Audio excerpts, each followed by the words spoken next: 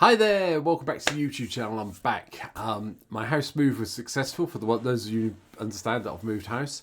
So hope you enjoyed last week's videos, but while I've been moving house, obviously we're starting to see some of the spoilers from Tarkir Dragonstorm coming out. And there's a couple of the legendary dragons that I think are the backup commanders have been spoiled already. So we're going to kick off this week with one of them. I'm hoping the echo's not too bad. I'm in a new room. I might have to dampen the mic, so apologies if you get an echo. And I figured we'd look at this week. We'll look at two of these. I've got to look at a Final Fantasy card as well because I've had a challenge come through from one of my moderators. So we're having a look at that later in the week as well. And I'll pick something random, or there's another Tarkir card that appears between now and then we'll get that out as well. So, but anyway, today's video, as you all know, is Betor, Ancestor's Voice, 2 white, black and green for a 3/5 legendary creature, Spirit Dragon. Has flying and lifelink, and it has the most complicated text box I think we've seen on a card for a little bit of time. So, at the beginning of our end step, you put a number of +1/+1 counters on one target creature, equal to the amount of life you've gained this turn. But you then return up to one target creature with the mana value less than or equal to the amount of life you lost this turn from your graveyard to the battlefield. Now, obviously, I'm doing this before there's that much of Tarkir spoilers out. So this is going to be a starting point, and undoubtedly I'll come back to Betor later in the week. But I want to get this video done, well, later in the week, later on when we've got more of the Tarkir information out. But I wanted to get this one out now because it's just a card that's exciting me and some of the people who come and watch me on the streams. Speaking of which, down below, come and give me a follow on Twitch. I appreciate it. So anyway, here we go. Here's what my very early take on Betor looks like. So get ready. So, at the beginning, 29 creatures. Birds of Paradise, because we're on a 3-colour deck after all. And then the first of the cards that let us have a creature and lose a bit of life is a Falmir Knight. So we can pay the adventure cost to draw a card and lose a life, or we can have a 1/1 Death Touch for 1.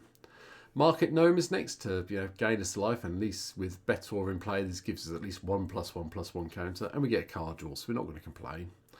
Alea, the Eternal Pilgrim, gives us a way of sacrificing our creatures off if we need to gain that extra life and maybe get even more +1/+1 counters in our end step. Bristling builds in. I'm playing a green deck. You're going to see Bristling and Bill a lot in big green decks going forward from my point of view. It's just so good. You're always going to play lands. You might as well drop your +1/+1 counters while you're at it. Then we've got Chevelle, Bane of Monsters. A little bit of fun. You can probably change this card, but I like playing Chevelle if I get the chance. I just love putting around the bounty counters and then getting life and drawing cards, which again, if we kill off a creature, it does help us gain a few more +1/+1 counters on a creature. Sylvan Carroted for the ramp. Voice of Resurgence, another one that is just for me to play, just have some fun with. Hopefully we'll get some of the elemental creatures as well, or we've got 2/2 for 2.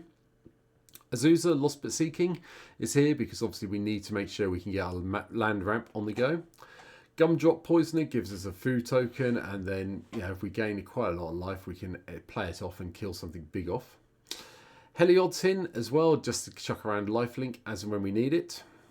Then we've got Murderous Rider, which lets us lose life when we kill off a creature or planeswalker, and then gives us a lifelink creature when we cast it. There's just Sam, there's no Frodo, but at the beginning of combat in our turn we get a food token. Again, another way of sacrificing off food, gain life, get small +1/+1 counters on something. Selvala, the Heart of the Wilds, is in as well, just to help us draw those lovely cards when we play our big creatures and get a bit of extra mana ramp on the go.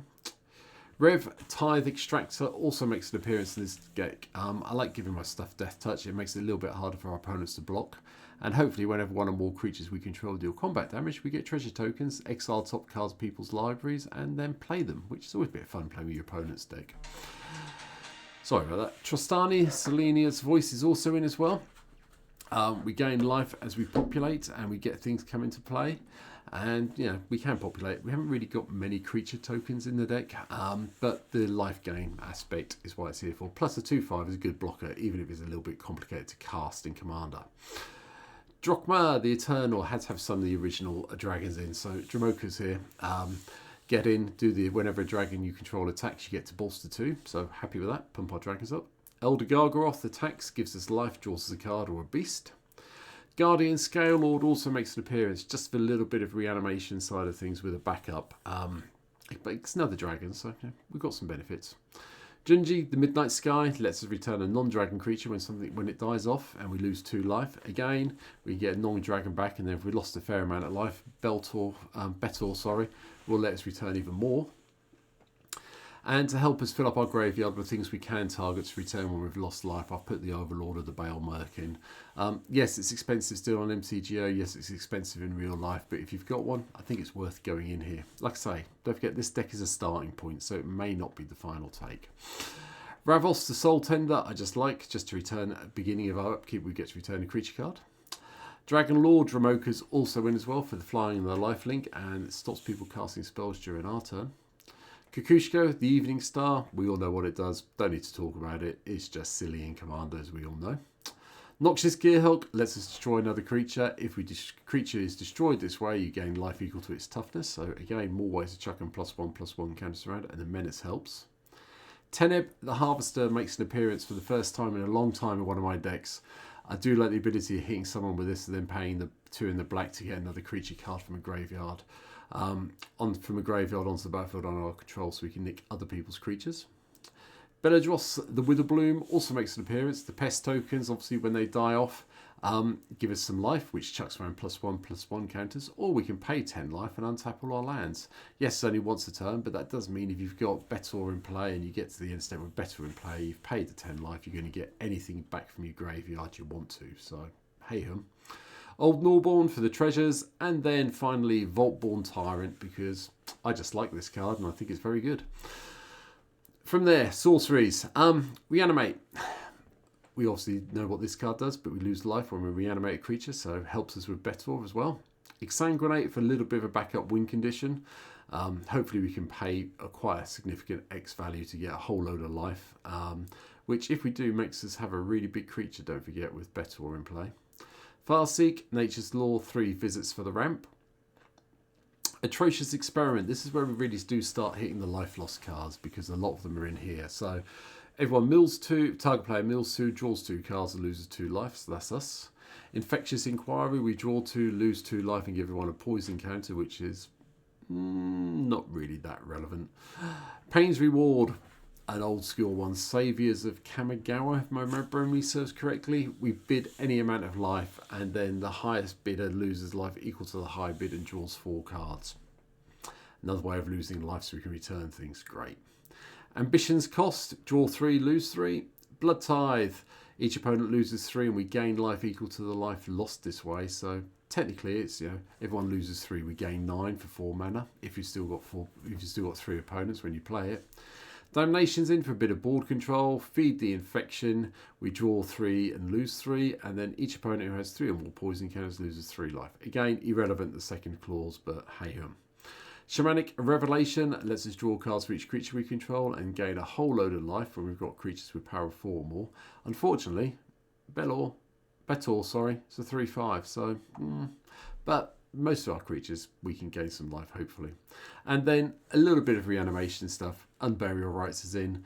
9 mana to return basically 2 creatures from your graveyard to the battlefield. Not got an issue with that. We have a little bit of instance. We've got Enlightened Tutor and Vampiric Tutor and Worldly Tutor. Creatures, anything, and one of the artifacts that's coming up that you'll probably work out in a second. And then we've got Infernal Grasp. We can destroy a creature and lose 2 life to help us get Betor on play. And Anguish Unmaking, exile anything and lose 3 life. Again, great thing to play when we've got Betor in play to get those creatures back from our graveyard. Artifacts, well, Elixir of Immortality is always here, and then we've got a lot of ramp with Sol Ring, Arcane Signet, Emerald Medallion, Felwar Stone, Jet and Pearl Medallion, Thought Vessel, and the Ancient Cornucopia, because, at the end of the day, you gain a little bit of life with this. Even if you gain 1 life a turn with Betor in play, there's still a +1/+1 counter, so we can't complain. The Wandering makes an appearance. It does everything we want it to do. Helps us lose life if we need it to. And then we get to draw loads of cards. And we do get protection from everything. Yes, this is probably the most expensive card in the deck. You can see the prices there on the left. $85 or $75. So you can drop it out. But since I'll be playing this mainly online, it's in for me. The Whip of Erebos is also in. Give all our creatures lifelink, which helps us pad up our life total quite significantly. And then the card that we're going to be using Enlightened Tutored for mostly, I'm guessing, Abolis's Citadel. Look at the top card of our library. We can play lands and cast spells from the top of our library equal to the life. The casting cost is equal to the life. Sorry. Their mana value, you have to pay the life for to cast. I'm very tongue-tied. It's the first video I've done for a while, so excuse me. And finally, the Great Henge is also in as well, just to help us out. A little bit of life gain and pump our creatures up as they come into play. From there, we only have 2 enchantments. We have Angelic Chorus, just so we can gain lots of life if our creatures enter the battlefield under our control. And we have the Virtue of Persistence, a bit of targeted removal at sorcery speed with -3, -3 and a bit of life gain. And then reanimating creatures from people's graveyards always sounds fun to me. The lands, we have 36 in the deck. They are all the usual green and white and black lands you would expect to see. We are playing Field of the Dead because we're in a tricolour deck. Gavany Township's worth pointing out just so we can pump up our creatures as things go along. And then all the rest of it is also here. We have got Yavimaya in here and we have got Urborg in here, just so you know. But that's it. That's my take on Betor. Yeah, I like it. It's fun. I think it's going to be a great one. I'm looking forward to seeing what happens. We have got another challenge on the go, just so you're aware. So when Tarkir hits MTGO, we have all been, one of my mods has also challenged us all to buy one of the pre-con decks and have a pre-con battle, so that will be happening soon. I picked up the, well, not picked up, randomly assigned the Mardu Surge deck, which I know nothing about yet, so I'm looking forward to finding out a bit about that. But there will be a stream replay when that happens with the pre-con battles in it, because we're all going to basically work out a day to do it and then stream it, and then I'll put a replay up here on the YouTube channel. Speaking of which, I'd like to thank everybody who subscribed over the last couple of weeks while I've been moving. I think some of the videos last week were talking about 621 subscribers here on YouTube. I'm up to 627 now, so I really do appreciate the support I've been getting. But you know, if you're not subscribed, please do so down below.